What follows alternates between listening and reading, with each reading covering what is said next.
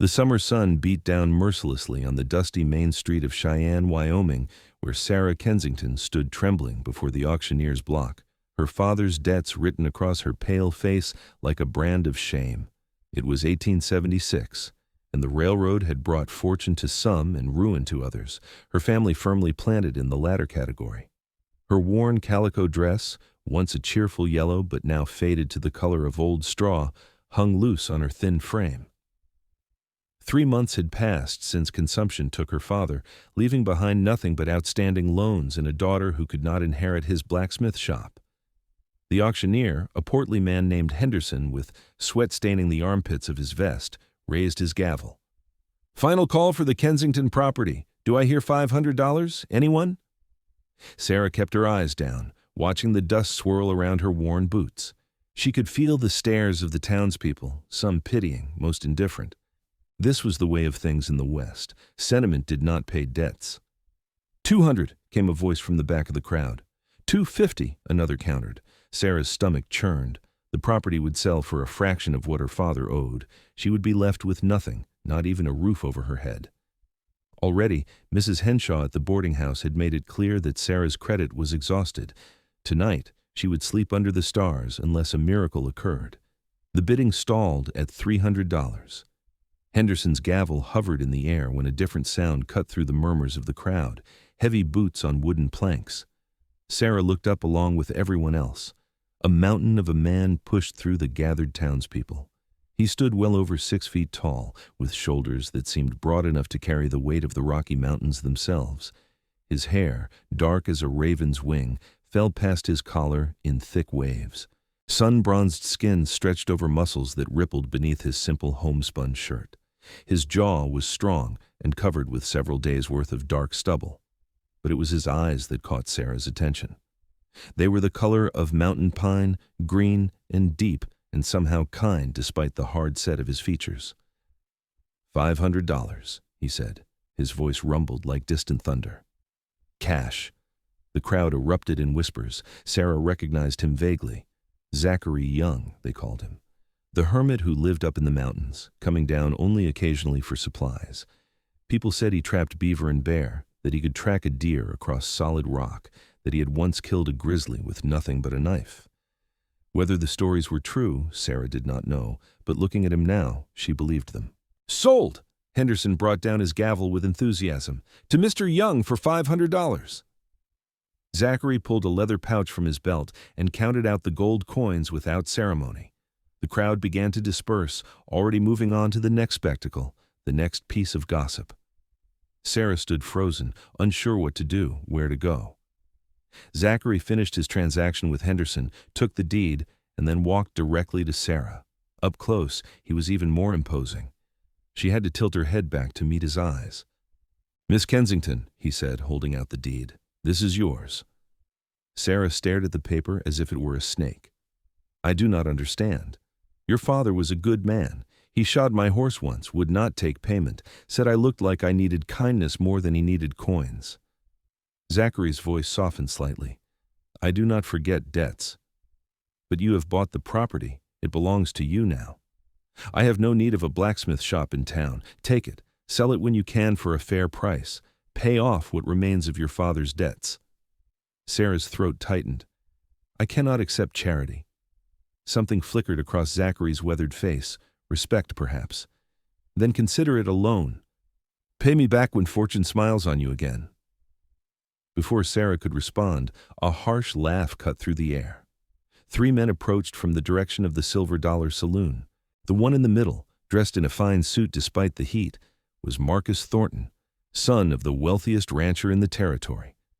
His companions were ranch hands, all swagger and gun leather. "Well, well," Marcus drawled, his words slightly slurred. "If it is not the hermit himself, playing knight in shining armor." His gaze slid to Sarah with poorly concealed contempt. "What is your game, Young? Thinking you can marry into civilization by rescuing this penniless girl?" Zachary's expression did not change, but Sarah felt the air around him grow cold. "Mind your business, Thornton." Marcus stepped closer, emboldened by whiskey and his companions. "Marry her. She is dirt poor. he laughed, and his friends joined in. What would you do, mountain man? Take her to your hovel in the wilderness? She would not last a week. I said, Zachary repeated, his voice dropping to a dangerous register, mind your business. Or what?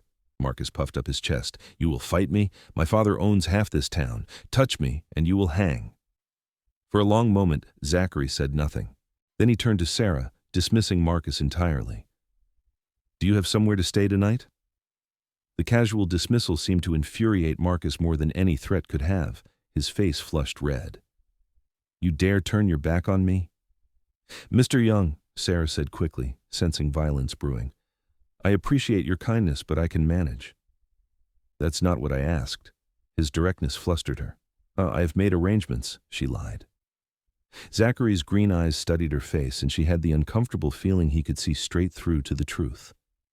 Before he could press further, Marcus made his mistake. He reached out and grabbed Zachary's shoulder, trying to spin him around. What happened next occurred so fast that Sarah barely tracked it. Zachary moved with a speed that seemed impossible for a man his size. He caught Marcus's wrist, twisted, and suddenly the rancher's son was on his knees in the dust, crying out in pain. You do not put hands on a man without permission, Zachary said calmly. Remember that. He released Marcus and turned back to Sarah as if nothing had happened. Marcus scrambled to his feet, his face purple with humiliation and rage. You will regret this, Young. My father will hear about this. I am sure he will. Zachary picked up Sarah's small carpet bag, which had been sitting beside the auction block. Come on, Miss Kensington. I will walk you to wherever these arrangements of yours are. Sarah opened her mouth to protest again, but something in his expression stopped her. She nodded mutely and fell into step beside him. They walked down the main street, past the general store and the assayer's office, past the church with its whitewashed steeple. Curious eyes followed them, but Zachary seemed oblivious to the attention. You did not need to antagonize him, Sarah said quietly. Marcus Thornton is a dangerous enemy. Marcus Thornton is a boy playing at being dangerous. I have faced real danger. He does not qualify. His father has influence. His father is a reasonable man from what I hear. It is the son who is the problem. Zachary glanced down at her. Now, where am I walking you? Sarah's steps slowed. They had reached the edge of town, where the buildings gave way to scattered homesteads and then open prairie. She had no answer to give him. Zachary stopped walking. You lied. You have nowhere to go. I will find something. There is always work for willing hands. Doing what?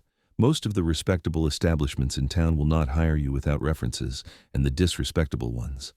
He shook his head. No, that's not happening. You do not get to decide what happens to me, Sarah said, a flash of anger giving her courage. She was tired of being treated like a problem to be solved, a burden to be managed. You are right, Zachary agreed. But I can offer an alternative. Come to my cabin. You can stay there while you figure out what to do next. Sarah felt her eyes widen. I most certainly cannot do that. The scandal alone would ruin what little reputation I have left. Who would know? I live 15 miles up in the mountains. No one comes out there except me. All the more reason for me to refuse. I do not know you, Mr. Young. That is fair. Zachary set down her carpet bag and crossed his arms, which made his biceps strain against his shirt sleeves. Here is what I know about you, Sarah Kensington. You are proud but not foolish. You loved your father and are trying to honor his memory by dealing with his debts honestly. You have more courage than sense. Standing there at that auction with your chin up when I know you wanted to run. You deserve better than sleeping in an alley or worse. Sarah felt heat rise to her cheeks. And what do I know about you? That you live alone in the mountains like some kind of wild animal? That you can break a man's wrist as easily as snapping a twig? That should make me trust you? Zachary's expression softened. No, I suppose it should not. He paused, seeming to wrestle with something. I left civilization 5 years ago after my wife and baby daughter died of scarlet fever. Could not stand to be around people anymore, all their noise and mess. I wanted silence and solitude. I got both. But somewhere along the way, I forgot that not everyone is better off alone. He met her eyes directly. I'm not going to hurt you, Miss Kensington. I'm offering you shelter while you sort out your life. Nothing more, nothing less. You can have my cabin. I will sleep in the shed I use for storing pelts." The sincerity in his voice moved something in Sarah's chest. She studied his face, looking for deception, and finding none. The truth was, she had no other options. Pride would not keep her warm at night or put food in her belly. "If I agree," she said slowly, "it will only be temporary, until I can find proper employment." "Understood. And you will keep your distance. We will maintain propriety even if there are no witnesses." "You have my word." Sarah took a deep breath. "Then I suppose I have no choice but to accept your offer, Mr. Young. Call me Zachary. If we are going to be sharing a mountain, we can dispense with formalities." "Sarah," she replied, and felt the strange weight of a decision made, a path chosen that would lead somewhere she could not yet see. They left Cheyenne that afternoon on Zachary's horse, a sturdy bay gelding named Flint. Sarah rode in front, hyper-aware of Zachary's solid presence behind her, his arms on either side as he held the reins. The trail climbed steadily into the foothills, leaving behind the flat prairie and entering a landscape of pine and spruce, of granite outcroppings and clear streams that tumbled over rocks. Zachary did not speak much as they rode, but it was not an uncomfortable silence. Sarah found herself relaxing despite her circumstances, breathing in the clean mountain air, listening to the wind sigh through the treetops. It was so different from the dusty, crowded streets of Cheyenne, from the constant noise and judgment. "How much farther?" she asked after they had been riding for over 2 hours. "Another hour. The cabin sits in a valley with a good spring. I built it near the tree line where I can see anyone approaching." "Do you get many visitors?" "None. That's the point." Sarah fell silent again, wondering what kind of pain could drive a man so far from his own kind. The death of his wife and child, yes, but it had been 5 years. Most men would have remarried by now, sought comfort in a new family. Instead, Zachary had buried himself in the wilderness.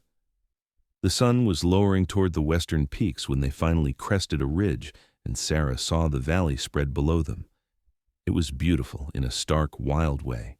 Pine trees carpeted the slopes, and in the center, near a stream that caught the golden light, stood a cabin. But calling it a cabin felt inadequate. It was larger than Sarah had expected, built of solid logs with a stone chimney rising from one end. There was a small barn or shed nearby, and what looked like a smokehouse. "You built this yourself?" Sarah could not keep the amazement from her voice. "Over the course of 2 years, I had nothing but time." Zachary guided Flint down the slope with practiced ease. As they drew closer, Sarah could see the quality of the craftsmanship.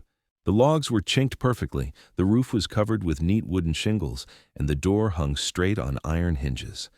This was not the rough hovel of a hermit. This was the work of a man who took pride in his skills. Zachary dismounted first, then reached up to help Sarah down. His hands spanned her waist easily, and for a moment she felt the coiled strength in him, the power held carefully in check. Her feet touched the ground, and he released her immediately, stepping back to maintain the distance she had requested. "I will show you inside," he said, tying Flint to a hitching post. "Then I need to tend the horse and get my things moved to the shed." The interior of the cabin was as surprising as the exterior. It was one large room with a sleeping loft above, reached by a sturdy ladder. The furniture was simple but well made. A table with 2 chairs, a bed frame with a corn-husk mattress, shelves filled with supplies, a potbelly stove for cooking. Furs and pelts hung on the walls, providing insulation.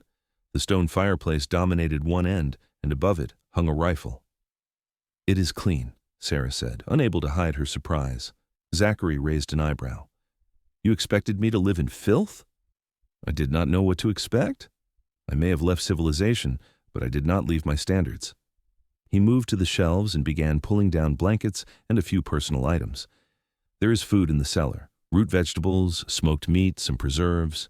Help yourself to whatever you need. The spring is 50 yards east. Best water you will ever taste." Sarah wandered to the window, which had real glass, and looked out at the valley. The evening light painted everything gold and purple. "Why are you really doing this?" she asked without turning around. She heard Zachary pause in his gathering. "I told you." "You told me about my father shoeing your horse, but that does not explain this." She gestured at the cabin. "You have given up your home for a stranger." Maybe I'm tired of being alone. Maybe helping you is a way of helping myself." His voice was rough. "Does there need to be a better reason?" Sarah turned to face him. In the slanting light, he looked like something carved from the mountain itself, all hard plains and solid strength. But his eyes held that unexpected gentleness again. "I suppose not," she said softly. Zachary nodded once, then finished collecting his things. "I will be in the shed if you need anything. Bar the door tonight if it makes you feel safer. I will not be offended." After he left, Sarah did bar the door, then stood in the center of the cabin feeling utterly displaced.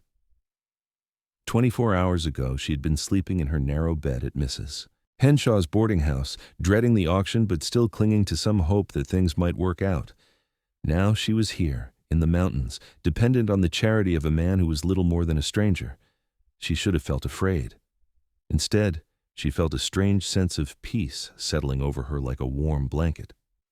She moved through the cabin, examining Zachary's possessions.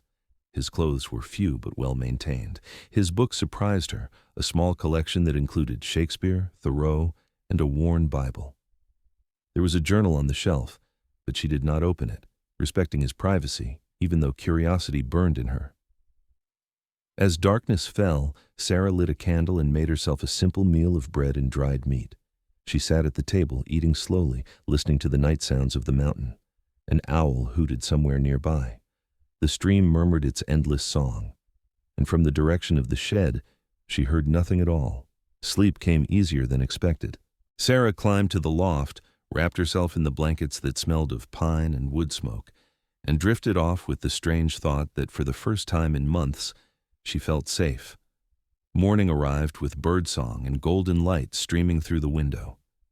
Sarah woke disoriented, momentarily forgetting where she was. Then memory returned, and with it, a flutter of anxiety. She climbed down from the loft, unbarred the door, and stepped outside. The valley was breathtaking in the early morning. Mist rose from the stream, and the sun painted the eastern peaks with shades of rose and amber. Sarah walked to the spring Zachary had mentioned, found it exactly where he said, and washed her face in water so cold it made her gasp. "Good morning." She jumped, turning to find Zachary emerging from the tree line with an armload of firewood. He looked even more rugged in the morning light, his hair tousled, his shirt stretching across his broad chest, as he carried the heavy load with ease. "I did not mean to startle you," he said. "I'm just not accustomed to the quiet. In town, you hear everything. Here, you could vanish into the forest without a sound. That is the skill I have spent 5 years developing." He carried the wood to the side of the cabin and began stacking it neatly. "How did you sleep?" "Better than I have in weeks, actually." "Good. I thought I would go hunting this morning, bring back some fresh meat, unless you have other plans." Sarah shook her head. "I have no plans at all. That is part of my problem." Zachary straightened, brushing bark from his hands. "Then maybe today you just rest. You have been through an ordeal. Give yourself permission to breathe before you start worrying about what comes next." It was such a simple suggestion, yet it felt revolutionary. Sarah had been in survival mode for so long, ever since her father's illness began, that she had forgotten what it meant to simply exist without constantly planning and worrying. "I will try," she said. Zachary smiled, a rare expression that transformed his stern features. "That is all anyone can do." He left shortly after with his rifle, disappearing into the forest with that uncanny silence. Sarah spent the morning exploring the immediate area around the cabin. She found a small garden plot, currently overgrown with weeds, but showing evidence of having once been cultivated. Behind the shed, there were several dozen traps hanging on the wall, along with tools for skinning and preparing pelts. The more she saw, the more impressed she became with Zachary's self-sufficiency. He had built an entire life here, needing nothing from the outside world, except the occasional trip to town for supplies he could not make himself. It must have taken incredible determination and skill. She was pulling weeds from the garden plot, driven by a need to be useful, when Zachary returned around midday. He carried a doe over his shoulders as if it weighed nothing, though Sarah knew it had to be at least 100 pounds. "You did not need to work," he said, seeing the neat rows she had cleared. "I needed to do something with my hands. I hope you do not mind." "Mind? I have been meaning to reclaim that garden for 2 years. Never seemed worth the effort for just me. He carried the deer to a sturdy frame behind the shed. This will take me a few hours to process. There will be venison for supper. Sarah watched him work, fascinated despite herself. He moved with efficient economy, wasting nothing, his hands sure and skilled. There was something almost meditative about the way he approached the task. "Can I help?" she asked. Zachary looked surprised. "This is not pleasant work." "I grew up watching my father work the forge. I'm not squeamish." "All right then." He handed her a knife. "You can help with the skinning." They worked together in companionable silence, Sarah following Zachary's quiet instructions. He was patient when she made mistakes, showing her the correct technique without criticism. By the time they finished, the sun was sliding toward the western peaks, and Sarah's respect for Zachary had grown considerably. "Where did you learn all this?" she asked as they washed their hands in the stream. "My father was a trapper. I grew up in the mountains of Montana. He taught me everything about living off the land before he died when I was 16. And then? Then I went to Boston. My mother was from there originally, and she had family. They took me in, sent me to school, tried to make a gentleman of me." He shook water from his hands. "I met my wife there, Margaret. She was a banker's daughter, proper and refined. Everyone said we were ill-suited, that I was too rough, that she was too delicate. They were right in a way, but we loved each other. That counted for something." Sarah heard the old pain in his voice. "What happened?" "I brought her west, thought I could have both worlds, the education and refinement she represented, and the wildness that called to me. We settled in Denver. I worked as a carpenter, made good money. We were happy." He paused, staring at the water rushing over the rocks. "Then the fever came. First our daughter, Emily. She was only 2 years old. Then Margaret 3 days later. I buried them both on a hillside overlooking the city and realized I could not stay there, could not stay anywhere near people and their ordinary lives, their illusions of safety and permanence. So I came here." "I'm sorry," Sarah said quietly. "That's a terrible loss. It was a long time ago." But the way he said it suggested time had not healed the wound so much as made it bearable. They walked back to the cabin together. Zachary prepared the venison while Sarah made cornbread from the supplies she found. They ate as the last light faded from the sky, sitting at the table with a candle burning between them. "Can I ask you something?" Sarah ventured. "Of course. Why not just give me money? Why bring me all the way out here?" Zachary considered the question. "I suppose because I saw something in you that reminded me of myself after Margaret died. That look of someone who has lost everything but is still standing, still trying to figure out what comes next. Money would have solved your immediate problem, but it would not have given you space to figure out who you are without your father, without the life you expected to have." His insight startled her. "And you think living in a mountain cabin will help me figure that out?" "I think being away from everyone else's opinions and expectations might. Up here, you do not have to be the poor blacksmith's daughter. You do not have to be anything except Sarah." She felt tears prick her eyes. "I do not even know who that is anymore." "Then you have time to find out." The days that followed developed a natural rhythm. Zachary would wake early and go hunting or check his trap lines. Sarah would tend the garden, now fully restored to productivity. She discovered she enjoyed the physical work, the satisfaction of seeing tangible results from her effort. In the afternoons, they would work together on various projects around the cabin. Zachary proved to be an excellent teacher, showing Sarah how to tan hides, how to identify edible plants, how to read the signs of weather in the clouds and wind. Sarah, in turn, brought her own skills.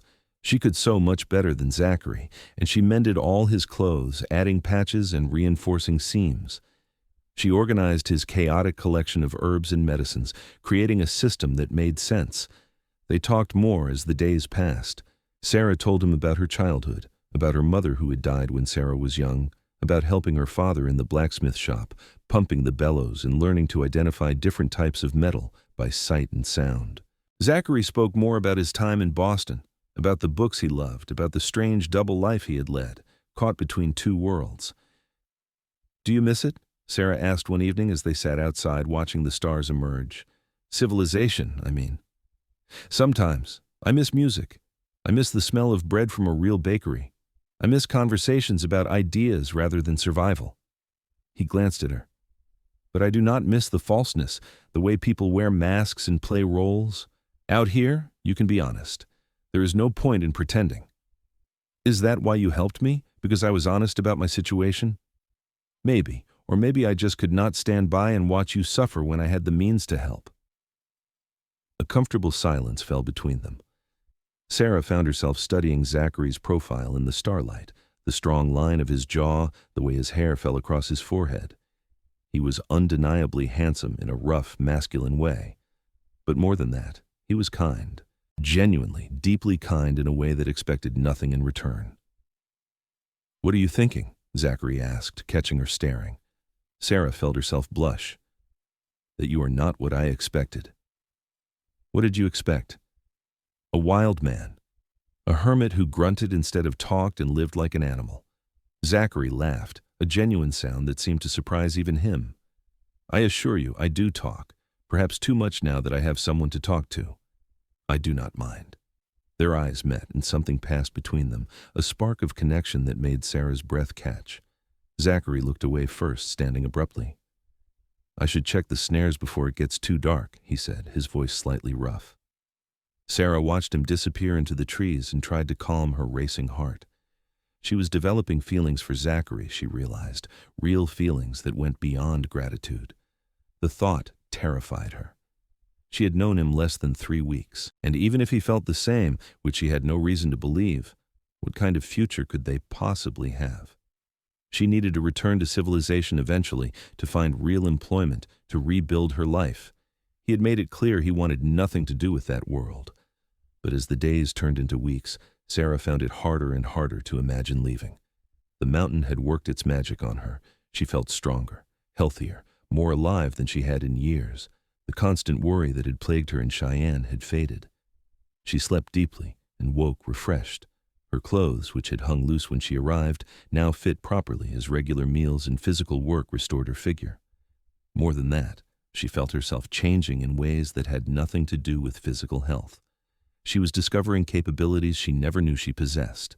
She could track a rabbit to its burrow. She could identify a dozen different bird species by their calls. She could start a fire in the rain and cook a meal that actually tasted good. Small victories, perhaps, but they accumulated into a growing sense of competence and confidence. And always, there was Zachary. His steady presence, his quiet strength, the way he looked at her when he thought she was not paying attention. The attraction between them grew impossible to ignore, a tension that hummed in the air whenever they were near each other. It was Sarah who finally acknowledged it one afternoon when they were working together to repair a section of the cabin's roof. Zachary was balanced on a beam, his shirt stretching across his muscular back as he hammered in a new shingle. Sarah was handing him supplies, and their fingers brushed as she passed him a nail. The jolt that went through her at the simple contact made her gasp. Zachary heard and looked down at her. "Are you all right?" "No," Sarah said honestly. "I am not." He climbed down immediately, concern written across his face. "What is wrong? Are you ill?" "I am falling in love with you," Sarah blurted out, then immediately wanted to take the words back. "I am sorry. I should not have said that. You have been nothing but honorable, and I am repaying you by making things complicated, and I will leave. I will go back to Cheyenne tomorrow, and you can have your solitude back." Zachary caught her arms gently as she tried to brush past him. "Sarah, stop. Let me go. I've embarrassed us both. Look at me." His voice was soft but commanding. Reluctantly, Sarah raised her eyes to his. What she saw there made her heart stutter. His green eyes were burning with an intensity that took her breath away. "Do you think you are the only one feeling this?" Zachary asked. "I have been fighting it for weeks, telling myself I had no right, that I brought you here to help you, not to trap you in my isolated existence. But every day it gets harder to remember why I should keep my distance." "Then do not," Sarah whispered. For a moment, Zachary just looked at her as if memorizing her features. Then he lowered his head and kissed her. It was gentle at first, tentative, a question being asked. Sarah answered by wrapping her arms around his neck and pressing closer. Zachary made a low sound in his chest and deepened the kiss, his strong arms encircling her waist, lifting her slightly off the ground. When they finally broke apart, both breathing hard, Sarah felt dizzy with emotion. Zachary rested his forehead against hers. "Are you sure about this?" he asked. "I am not an easy man, Sarah. I have demons I wrestle with. I am better now than I was, but I may never be comfortable in crowds or society. If you choose me, you are choosing this life." "I know," Sarah said, "and I am terrified. But I am also more certain of this than I have been of anything in my life. I love you, Zachary, not your cabin or your mountain or your solitude. You, the man who shows me patience and teaches me skills and makes me feel capable and valued. The man who reads Shakespeare by candlelight and knows the names of every star. The man who has been hurt, but still has room in his heart for kindness." Zachary closed his eyes briefly, as if her words pained him. "I love you too. God help me, I did not want to. I thought that part of me died with Margaret and Emily, but you brought it back to life." They stood holding each other as the sun moved across the sky, neither wanting to break the moment. Finally, practical concerns intruded. "We should finish the roof before it rains," Zachary said reluctantly. "We should," Sarah agreed, but neither of them moved. Eventually they returned to work, but everything had changed. The awkward tension was gone, replaced by a different kind of awareness, one edged with promise. Their hands found excuses to touch. Their eyes met and held. By the time they climbed down from the roof, both were grinning like fools. That night they sat outside, long after dark, talking about the future. Sarah curled against Zachary's side, his arm around her shoulders, feeling more content than she could ever remember. "What will people say," Sarah asked, "when we go back to Cheyenne and tell them we are courting?" "Let them say what they want. Their opinions never mattered to me before. They certainly will not start now." "Marcus Thornton will probably say I trapped you," Zachary snorted. "Marcus Thornton can think whatever his tiny brain manages to conjure. If he bothers you, he will answer to me." Sarah smiled at the protective growl in his voice. "What about your isolation? You came here to be alone." "I came here to escape pain, but I am learning that healing does not mean hiding forever. You taught me that." He pressed a kiss to the top of her head. "Besides, I will never be truly alone again. I have you now." "You do," Sarah confirmed, "for as long as you want me. Then I suppose you are stuck with me forever." The word forever should have frightened Sarah. Instead, it felt like a promise, a gift, a beginning. 2 months passed in a golden haze of happiness. Sarah and Zachary fell into their life together as if they had been doing it for years rather than weeks. They worked side by side during the day and talked by firelight at night. They explored the mountain together, Zachary showing Sarah hidden valleys and crystal-clear lakes, places he had discovered in his years of solitude and never shared with anyone. They also began making plans. Zachary had a considerable amount of money saved from his years of trapping and his frugal lifestyle. Combined with what Sarah could get from selling her father's property, they had enough to build a proper future. "I have been thinking," Zachary said one evening. They were sitting on the porch he had built onto the front of the cabin, watching the sun set in a blaze of crimson and gold. "About something Marcus Thornton said." Sarah stiffened. "What about it?" "He said I could not give you a proper home, that you would not last a week in my hovel." He was wrong about that. But he was not entirely wrong about the sentiment. This cabin is fine for a bachelor or even for summer months, but winter here is brutal. And if we are going to have a family someday— He paused, glancing at her. "If that is something you want." Sarah felt warmth bloom in her chest. "It is something I want very much." "Then I want to build you something better, something worthy of you, a real home, not just a shelter." "This cabin is already more than adequate, Zachary. You have put so much work into it." "I want to build you a castle," Zachary said simply. "Well, not literally, but the best house I can make. Something with multiple rooms, real glass windows, a proper kitchen. Something that will stand for 100 years. Sarah turned to look at him fully. "Where would we build this castle?" "Right here in this valley. The location is perfect. Good water, good timber, sheltered from the worst weather. I would just expand and improve what we already have. That would take months, maybe years. I have time. We have time." Zachary took her hand. Say yes, Sarah. Let me do this. Let me build something permanent, something that says we are not just surviving, but thriving. Sarah saw the need in his eyes, the desire to prove himself, to demonstrate his love in the most tangible way possible. Yes, she said softly. Build me a castle, Zachary Young. He kissed her then, deep and passionate, and Sarah felt the future unfurling before them like a map of undiscovered country. They traveled to Cheyenne a week later to make their courtship official and to start gathering supplies for the building project. The town had not changed much in the month since Sarah's departure, but she felt like a completely different person riding down the main street beside Zachary. The stares started immediately. People whispered behind their hands, pointing at Sarah on her horse, dressed in practical traveling clothes that Zachary had helped her make, her face sun-bronzed and healthy, her bearing confident. "Is that Sarah Kensington?" someone murmured. "Thought she disappeared into the mountains." "Looks like the hermit is back too." Zachary ignored them all, guiding his horse to the general store with Sarah following. They dismounted and walked inside together. The proprietor, a man named Jenkins, looked up and his eyes widened. "Mr. Young and Miss Kensington, I heard rumors you two had run off together." "We have been living on my property," Zachary said evenly, "and we are here to make preparations for our wedding." The announcement hit the store like a thunderclap. Jenkins stared at them in shock. An elderly woman browsing the fabric bolts gasped audibly. "Your wedding?" Jenkins repeated. "That is correct. We will need to speak with the preacher about scheduling a ceremony. But first, I need to place a large order for building supplies." Sarah felt all eyes in the store on her. She lifted her chin, channeling the confidence she had learned on the mountain. "We are building a house," she added, "a proper home." "Well," Jenkins seemed to recover his composure. "Congratulations are in order then. Let me get my ledger and we can discuss what you need." They spent the next hour going over plans and making arrangements. Zachary ordered lumber, nails, more tools, glass panes for windows, a cast-iron stove, and a dozen other items.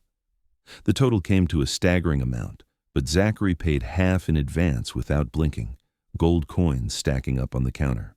"This will take a few weeks to assemble," Jenkins said, his respect for Zachary clearly growing with each coin. "Some of it will need to come in on the train from Denver." "That is fine. We will check back in 3 weeks."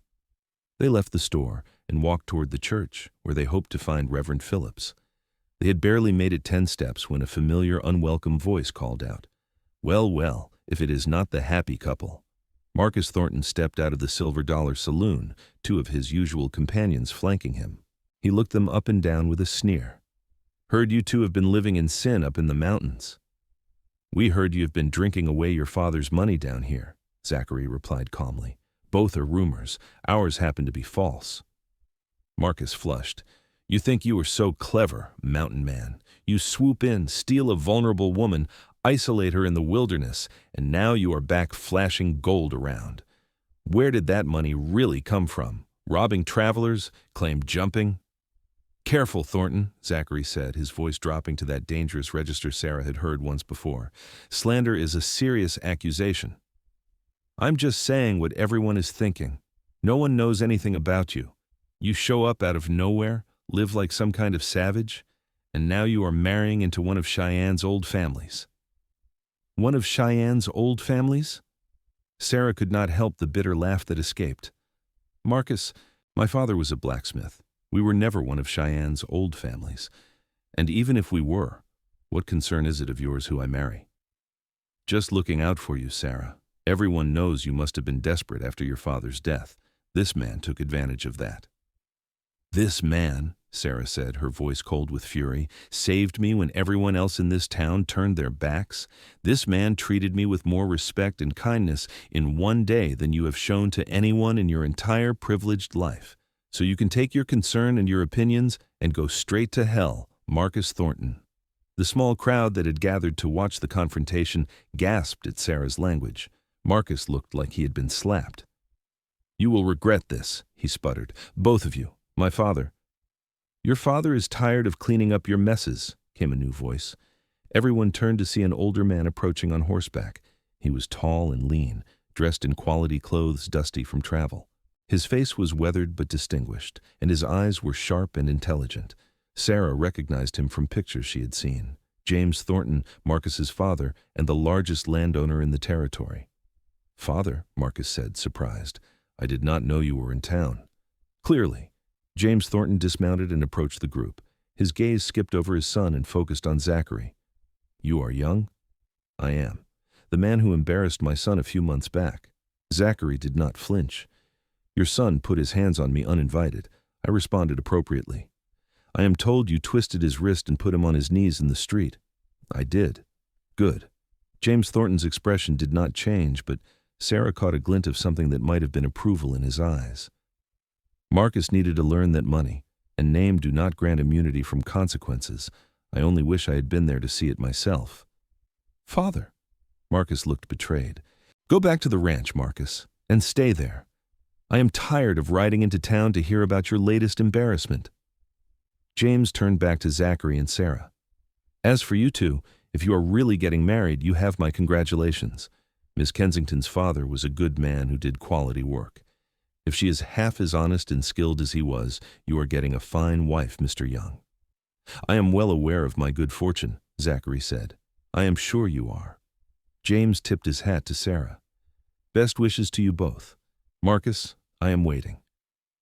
Marcus, red-faced and fuming, stomped toward his horse. As he passed Sarah, he muttered something under his breath that sounded like a curse. Zachary moved so fast Sarah barely saw it. He caught Marcus by the collar and lifted him nearly off his feet. "Apologize to my future wife," Zachary said quietly. "Now." "I said apologize." Marcus looked at his father, who simply watched impassively. Getting no support there, Marcus swallowed his pride. "I apologize, Miss Kensington." Zachary released him. "Do not let me hear you speak of her again, or to her. In fact, do us all a favor and pretend we do not exist." Marcus fled to his horse and rode off at a gallop. James Thornton watched his son go with an expression of weary resignation. "He gets his temper from his mother," James said, "and his poor judgment from drinking too much whiskey. I apologize for whatever trouble he has caused you." "No apology necessary," Zachary said. "He is more nuisance than threat." "Perhaps." James studied Zachary with interest. "What line of work are you in, Young?" "I trap, mostly. Hunt. Live off the land." "Ever think about ranching?" "Not particularly." "Shame. I could use someone with your skills. The wilderness is disappearing, but men who understand it are still valuable." James swung back into his saddle. "If you change your mind, come see me. I pay well for competence and loyalty." He rode off, leaving Zachary and Sarah standing in the street with the dispersing crowd. "That was unexpected," Sarah said. "Apparently not everyone in town is against us," Zachary agreed. They continued to the church and found Reverend Phillips, a kind man in his 50s who remembered Sarah from her childhood. He agreed to perform the ceremony in 4 weeks, which would give them time to gather supplies and make basic preparations. "Will you be living in town after the marriage?" the Reverend asked. "No," Zachary said. "We are building a home in the mountains, about 15 miles northeast of here." "Quite isolated?" "We prefer it that way." The Reverend looked at Sarah. "And you are comfortable with this, my dear?" "It will be a challenging life." "I have been living there for 3 months already, Reverend," Sarah said. "I have never been happier." The sincerity in her voice must have convinced him. He nodded and made a note in his ledger. "Then I will see you both in 4 weeks. Bring witnesses if you can. It makes the record-keeping easier." They left Cheyenne that afternoon with a list of tasks and a wedding date circled on the calendar Zachary had purchased. Sarah felt light, almost giddy with happiness. Everything was falling into place. "Thank you," she said as they rode into the foothills. "For what?" "For defending me. For standing up to Marcus. For building me a castle." She laughed. "For everything, I suppose." "You do not need to thank me for loving you, Sarah. It is the easiest thing I have ever done." The next 4 weeks were a flurry of activity. Zachary began the intensive work of preparing the building site, clearing more land and laying the foundation for what would be the expanded house. Sarah helped where she could, but mostly she focused on preparing for the wedding and making the current cabin more comfortable. She also worked on her appearance. Using fabric she had purchased in town, she sewed herself a proper wedding dress, simple but elegant in cream-colored linen. She pressed wildflowers between the pages of Zachary's Shakespeare to preserve them for a bouquet. She even attempted to make a cake, with mixed results that left them both laughing. It is lopsided, Sarah said, staring at the crooked creation. It tastes fine, Zachary assured her, his mouth full. That is what matters. I wanted everything to be perfect. Zachary set down his fork and pulled her into his arms. It already is perfect. We have each other, we have this place, we have a future to build together. A crooked cake does not change any of that. Sarah buried her face in his chest, breathing in the familiar scent of him, pine and wood smoke, and something uniquely Zachary. I love you so much it frightens me sometimes. I know the feeling. The wedding day arrived clear and bright, one of those perfect late summer days that felt like a gift. Sarah and Zachary rode to Cheyenne together, both dressed in their finest. Zachary wore a new shirt Sarah had made him, dark blue that brought out the green of his eyes. His hair was neatly trimmed, his beard shaped. He looked handsome enough to make Sarah's heart skip. The ceremony was small. Jenkins from the general store served as witness, along with his wife Martha, who had softened toward Sarah after hearing her defend herself to Marcus Thornton. Reverend Phillips kept the service simple but meaningful, speaking about the commitment of marriage, about partnership and perseverance. When it came time for vows, Zachary took both of Sarah's hands in his. I promise to love you every day for the rest of my life, to build you the home you deserve, to protect you, support you, and stand beside you in whatever comes.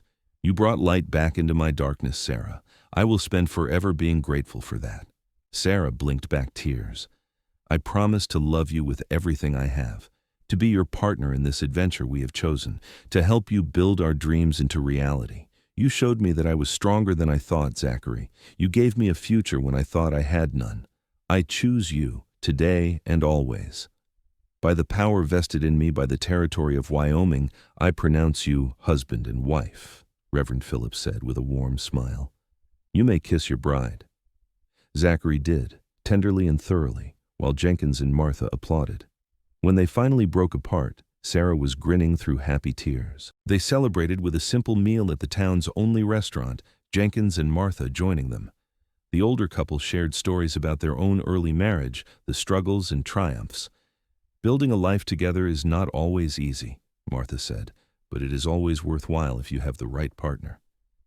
I have the right partner, Sarah said, looking at Zachary. So do I, he agreed. They left Cheyenne as the sun was setting, riding toward the mountains as husband and wife. The first stars were emerging when they reached the valley, and Zachary dismounted to light a lantern he had hung by the cabin door earlier. In the soft glow, Sarah saw what he had done. Flowers were scattered on the porch. Candles waited to be lit inside. He had cleaned everything until it shone, had made the bed with fresh linens, had set out a bottle of wine and 2 glasses. Zachary, Sarah breathed, this is beautiful. You deserve beautiful. He lifted her down from her horse, his hands lingering on her waist. You deserve everything. That night, they truly became husband and wife, their love expressed in whispered words and gentle touches, in the discovery of each other, in the joy of finally being together without barriers or hesitation. Afterward, Sarah lay in Zachary's arms, her head on his chest, listening to the steady beat of his heart. Are you happy? He asked softly. Beyond happy, beyond anything I ever imagined. She tilted her head to look up at him. Are you? I did not think I could be this happy again, did not think I deserved to be. His arms tightened around her. Thank you for proving me wrong. Always, Sarah promised, and sealed it with a kiss. The following months were the hardest work of Sarah's life, and also the most rewarding. True to his word, Zachary began building their home, and it was no small undertaking. He felled trees and hauled logs, shaped stones and mixed mortar. Sarah worked alongside him, learning as she went, her hands blistering and then callousing. The design Zachary had created was ambitious. The new structure would incorporate the original cabin, but expand it significantly. There would be a proper kitchen with the new cast-iron stove, a separate bedroom on the ground floor, and 2 additional rooms upstairs. A full porch would wrap around 3 sides, and a root cellar would be dug beneath. It is too much, Sarah said when she first saw his drawings. This will take years. Then we will take years, Zachary replied. I told you I was building you a castle. I meant it. They fell into a routine. Early morning was for hunting and gathering food. Midday was for construction. Evening was for maintenance tasks, cooking, and precious hours of simply being together.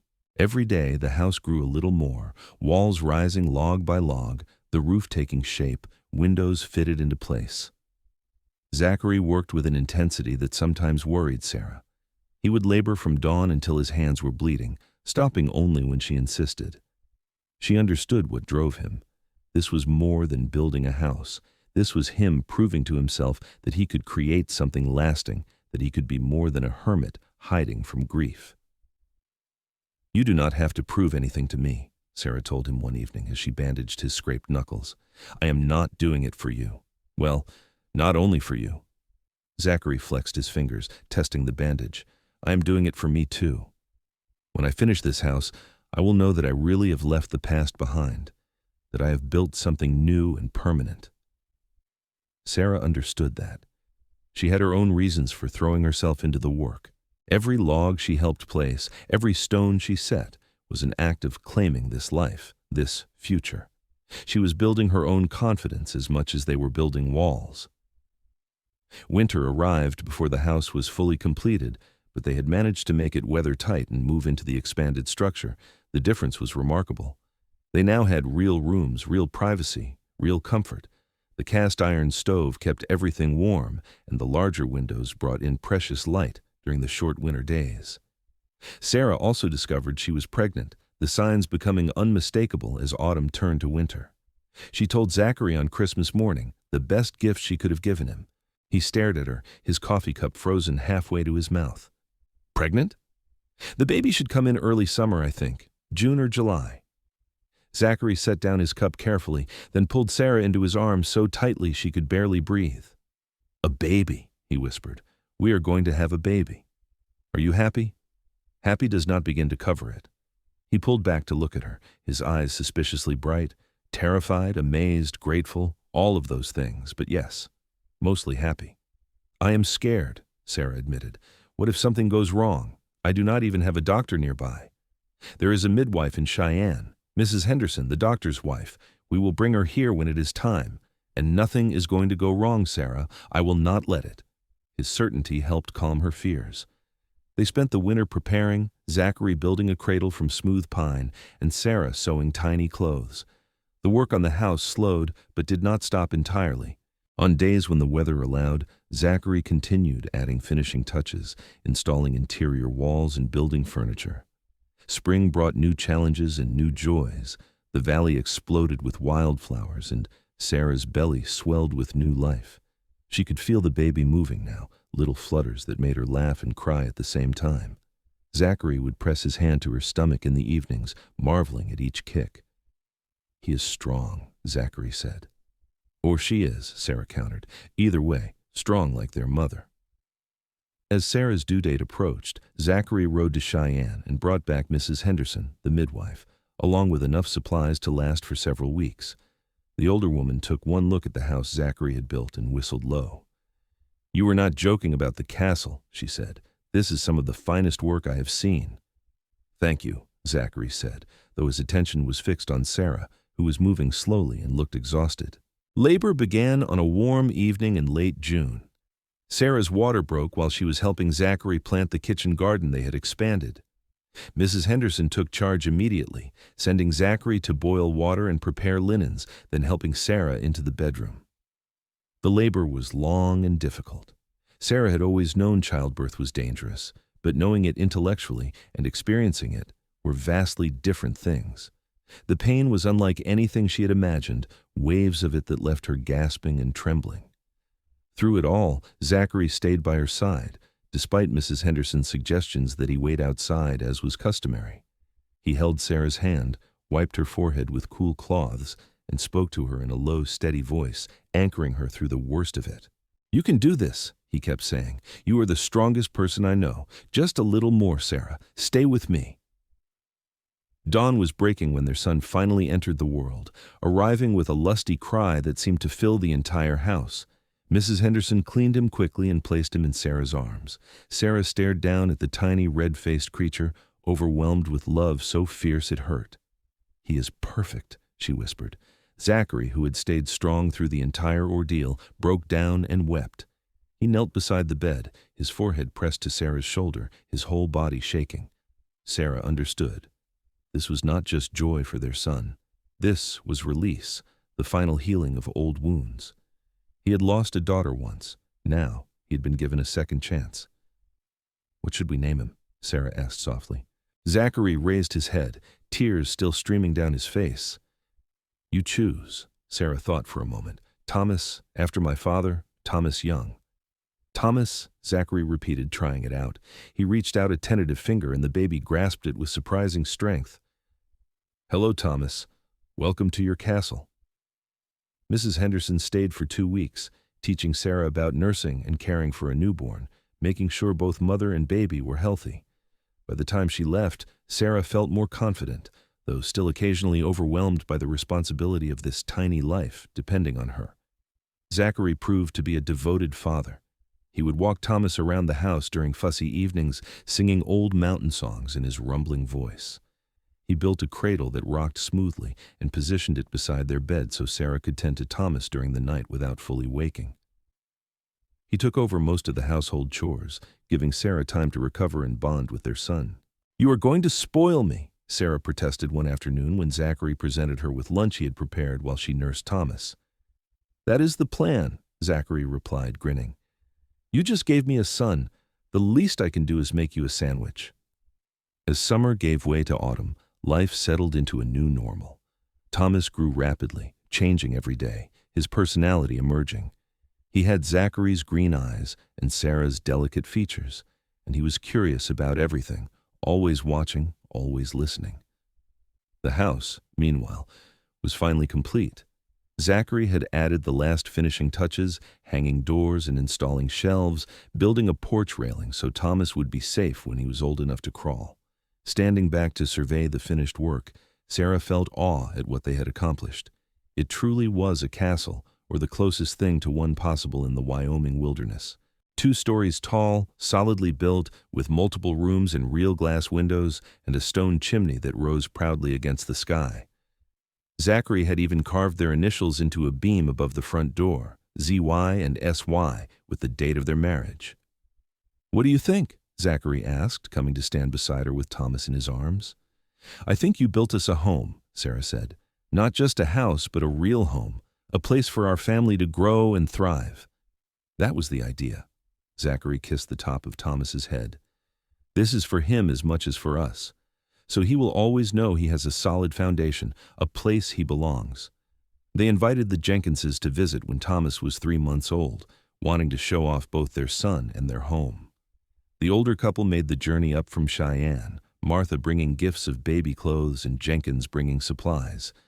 Their reaction to the house was everything Sarah could have hoped for. Martha walked through room after room, exclaiming over the craftsmanship and the clever design.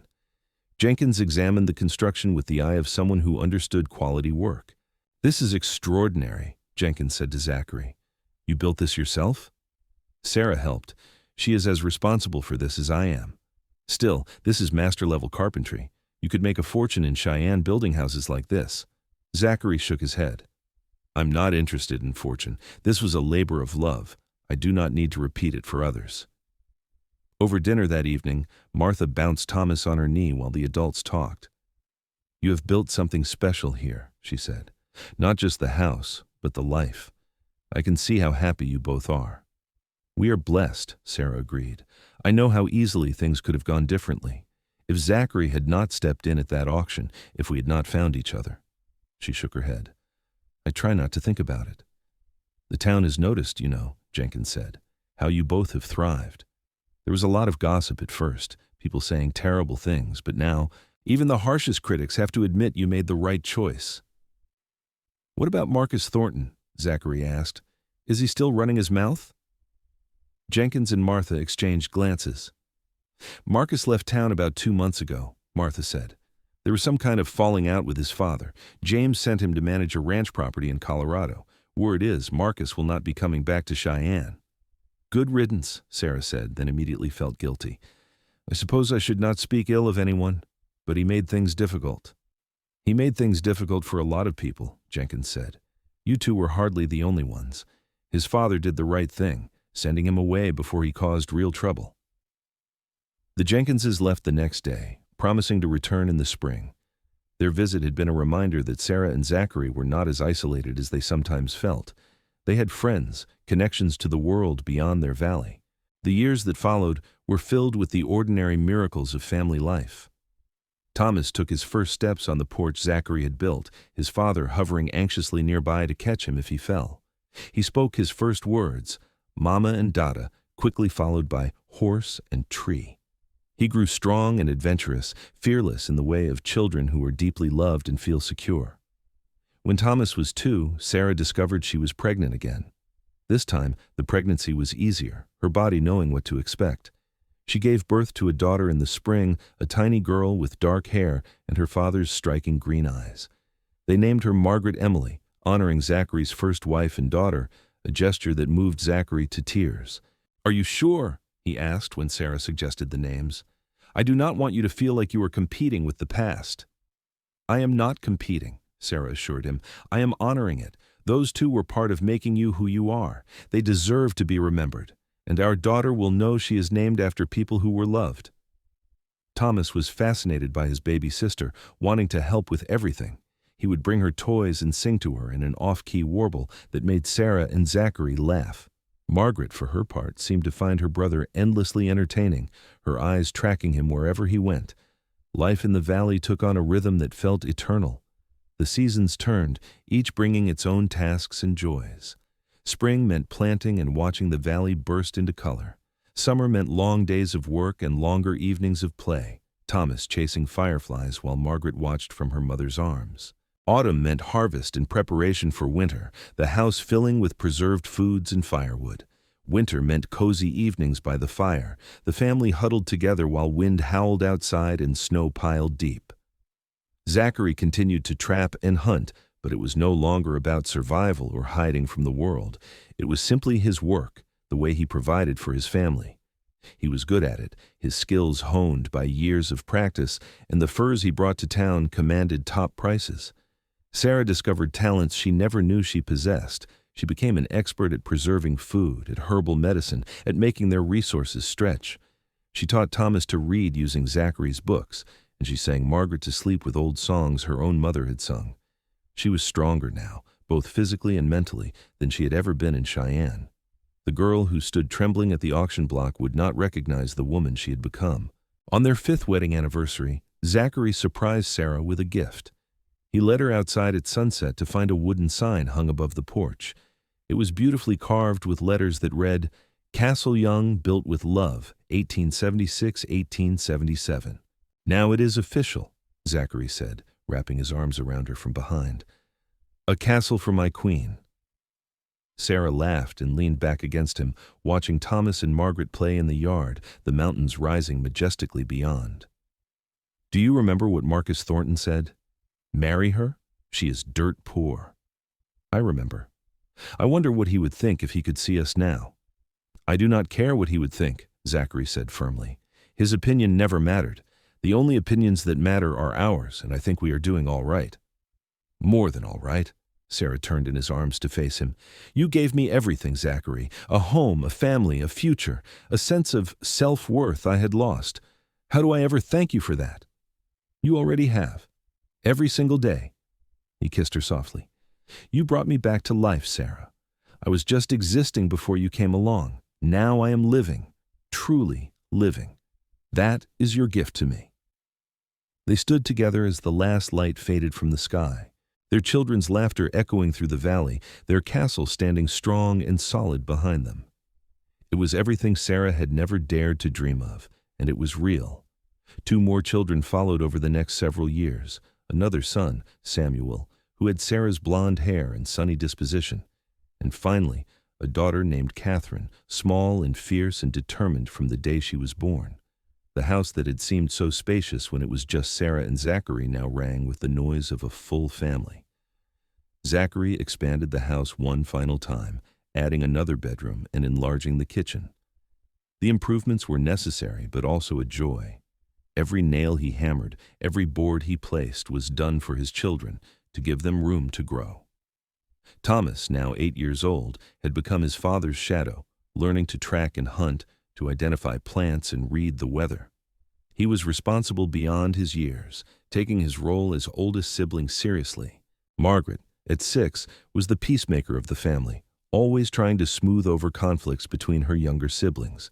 Samuel, at 4, was pure energy and mischief, keeping everyone on their toes. And Catherine, at 2, ruled them all with an iron will disguised in a cherubic face. Sarah sometimes had to pinch herself to believe this was her life. On busy days when all 4 children needed something at once, when dinner was burning and Catherine was crying and Samuel had tracked mud through the house, she would feel overwhelmed. But then Zachary would appear, scooping up Catherine and sending Samuel outside to wash off, and she would remember that she was not alone in this. They were partners, truly and completely. They made the trip to Cheyenne twice a year now, the whole family traveling together. It was quite the production, organizing 6 people and their supplies. But the children loved the adventure. The town had grown considerably, the railroad bringing more people and more prosperity. But the Youngs were always welcomed warmly, their story having passed into local legend. "There is the mountain man and his wife," people would whisper to newcomers. "He built her a castle with his own hands." The story had grown in the telling, becoming more romantic and dramatic than the reality. Sarah did not mind. The truth was romantic and dramatic enough. She had been rescued from poverty and despair by a strong, kind man who loved her enough to build her a home that would stand for generations. On a crisp autumn day when Thomas was 10, they received unexpected visitors. James Thornton arrived at the valley with his wife, a refined woman named Eleanor, whom they had never met. The older couple rode up to the house and dismounted, looking around with obvious interest. "Mr. and Mrs. Young," James said formally. "I hope we are not intruding." "Not at all," Zachary said, though his expression was wary. "What brings you all the way out here?" "Curiosity, primarily. I have heard so much about this house you built. I wanted to see it for myself." Eleanor stepped forward, smiling warmly. "And I wanted to meet the woman my husband has been talking about for years. He says you are quite remarkable, Mrs. Young." Sarah, wiping flour from her hands, felt herself blush. "I am just a mother trying to keep up with 4 children, Mrs. Thornton. Nothing remarkable about that." 4 children in the wilderness, raised healthy and happy? "I would say that is quite remarkable." Eleanor glanced at the house. "May we see your castle? That is what they call it in town, you know." "Of course." Sarah led them on a tour while Zachary gathered the children who had scattered at the sight of strangers. Eleanor examined everything with the eye of someone who appreciated quality. She admired the craftsmanship, the clever storage solutions, the way every space was used efficiently. "This is truly impressive," she said. "My husband was right. This is the work of a master builder." "Zachary built it for our family," Sarah said simply. "For our future." They gathered on the porch for coffee and the cake Sarah had been baking when the Thorntons arrived. The children were on their best behavior, Thomas and Margaret serving as perfect hosts, while Samuel and Catherine watched the visitors with wide eyes. "I have a proposition," James said once they were settled. "My ranch needs skilled people, the kind who are not afraid of hard work, who understand the land. I know you have built a good life here, Young, but I am offering you and your family a partnership. You would manage the northern section of my property, build it up however you see fit. You would keep half the profits." Zachary and Sarah exchanged glances. "That is a generous offer," Zachary said carefully. "But we are happy here. This is our home." "I understand, but consider it anyway. Your children are growing. They will need opportunities, education, futures of their own. Being closer to civilization might help with that." "Or it might ruin what we have built," Sarah said, more sharply than she intended. "We left civilization for good reasons, Mr. Thornton. I do not regret that choice." "Nor should you," Eleanor said quickly. "James, stop trying to recruit everyone you meet.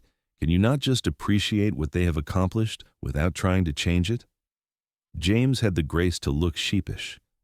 "You are right, my dear. Forgive me. It is a habit of mine, seeing potential and wanting to develop it." They finished their visit on better terms, the Thorntons leaving with promises to stop by if they were ever in the area again. After they rode away, Zachary turned to Sarah. "Would you ever want to leave here?" he asked. "Be honest."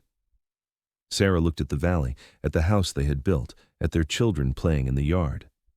Never, she said firmly. This is our castle, Zachary, the one you built for me with your own hands. Why would I ever want to leave?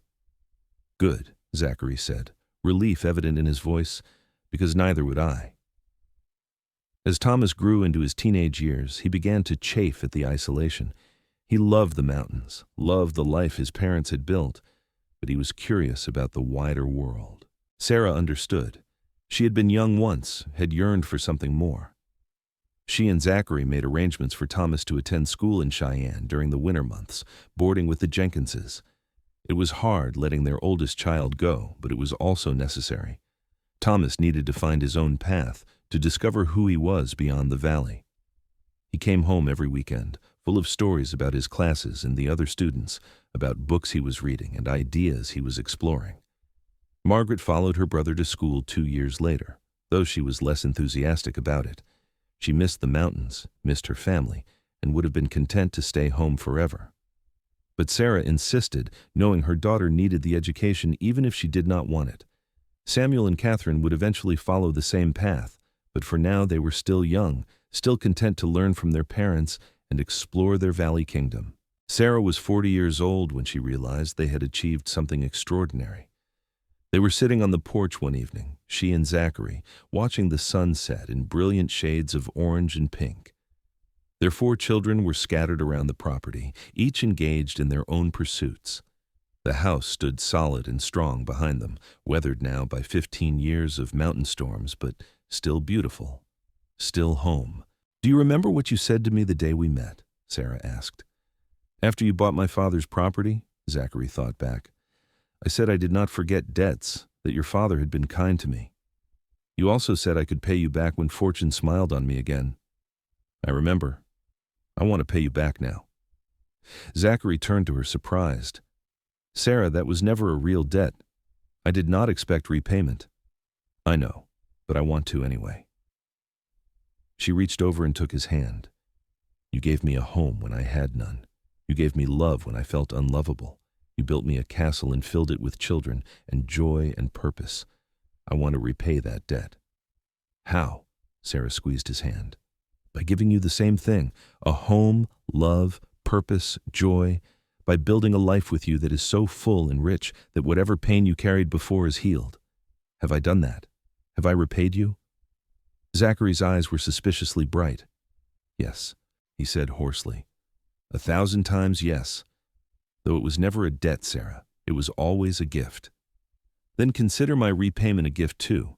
The gift of knowing that what you built here matters, that Castle Young is not just a house, but a legacy. That our children will tell their children about the man who built a home in the wilderness, who chose love over loneliness, who proved that strength is not just about muscles and survival, but about having the courage to hope again." "I am not good with words like you are," Zachary said, "but what I can say is this. Marrying you was the best decision I ever made. Building this house was the second best. Everything good in my life has come from those 2 choices." They sat in comfortable silence as the stars began to emerge. Thomas came up the porch steps, home from his latest visit to town, full of news about his studies. Margaret followed, arguing with Samuel about something trivial. Catherine danced around them all, singing a song she had made up. This was their castle, Sarah thought. Not just the building, though that was impressive enough, but this collection of people who loved each other, this sense of belonging and purpose and home. This was what Zachary had built with his strong hands and patient heart, and she had helped, adding her own strength and determination and love to the foundation. Years continued to pass, each bringing its own challenges and triumphs. Thomas eventually went to university in Denver, studying engineering. He would return to the mountains, but transformed, armed with knowledge that would help him build his own legacy. Margaret married a rancher and settled 50 miles away, close enough to visit regularly. Samuel became a teacher, taking a position in Cheyenne, but spending his summers in the valley. And Catherine, fierce Catherine, became a writer, penning stories about the West that captured imaginations across the country. Through it all, Castle Young stood firm. Sarah and Zachary grew older together, their hair turning silver, their faces weathering like the mountains they loved. But their love never diminished.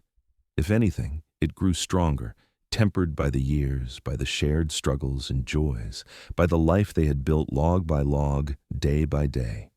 On their 30th wedding anniversary, their children and grandchildren gathered at Castle Young for a celebration. The house was full to bursting, 3 generations packed into the room Zachary had built. There was laughter and music, food and stories, the noise and chaos of a large family gathering. Zachary pulled Sarah aside in the midst of it all, leading her out to the porch where they could watch the sunset, just as they had done thousands of times before. "Do you remember the first time we stood here?" he asked. "When you carried me over the threshold." "Of course." "I was terrified," Zachary admitted. "Terrified that I would fail you, that I could not be the husband you deserved, that all this," he gestured at the house, the valley, "would not be enough. And now I know that it was never about the house being enough. It was about us being enough for each other. The house was just the symbol of that commitment." Sarah rested her head on his shoulder. "They laughed at us, remember? Marcus and his friends. Marry her? She is dirt poor," they said, as if wealth was measured in dollars rather than love. "I built you a castle," Zachary said softly, "not to prove them wrong, but to prove to myself that I could still create something beautiful, that I could still love and be loved." "You did both," Sarah assured him. "You built a castle and you filled it with love, and in doing so, you gave me everything I ever needed." Inside, they could hear their family, the sounds of the grandchildren playing, the adult children arguing good-naturedly about something, the clatter of dishes being washed.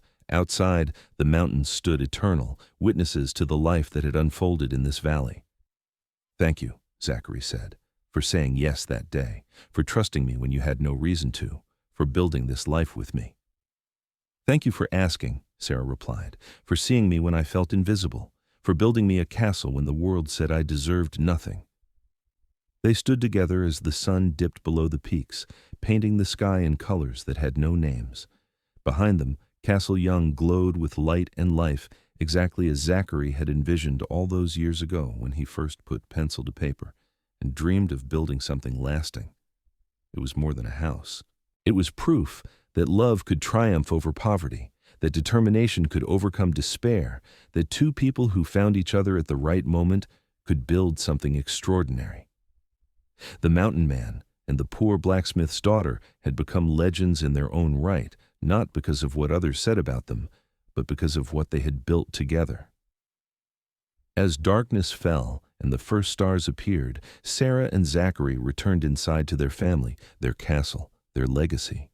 And if you listened carefully in the quiet moments, you could hear what the mountains had known all along, that the greatest treasures are not measured in gold or silver, but in the strength of the foundations we build and the love we use to bind them together. Castle Young would stand for generations, a testament to the truth that real wealth comes from the hands that build, the hearts that love, and the courage to believe that tomorrow can be better than yesterday, one log, one stone, one day at a time.